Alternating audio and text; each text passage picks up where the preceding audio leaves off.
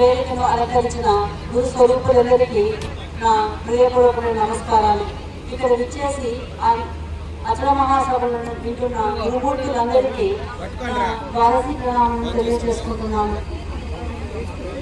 ఈరోజు మా గురుగారి అధ్యక్షతన జరిగే ఈ సభలో ప్రసంగించవలసిందిగా గురుగారి యొక్క ఆదేశం, గురుగారి యొక్క ఆదేశానుసారము గురు కరుణతో గురు కృపతో నాకు కలిగిన భావాలను నేను తెలియజేసుకుంటున్నాను. మనము గత 3 సంవత్సరాలుగా తిరుపతిలో అచల మహాసభలు నిర్వహించుకున్నాము. అచల మహాసభలు నిర్వహణ ద్వారా అసలు అచలం అంటే ఏమిటి, అచల బోధ ద్వారా మనం ఏమి తెలుసుకోవాలి అన్న ప్రశ్న మనలో మొదలవుతుంది. అచలం అంటే అంతటా చలనం లేకుండా ఉండేది అని మనము తెలుసుకున్నాం. అంటే అంతటా చలనం లేకుండా ఏదైతే ఉందో అది పరిపూర్ణము. కానీ అది మనకు కనపడదు, వినపడదు, ఏమీ తెలియదు మనకు.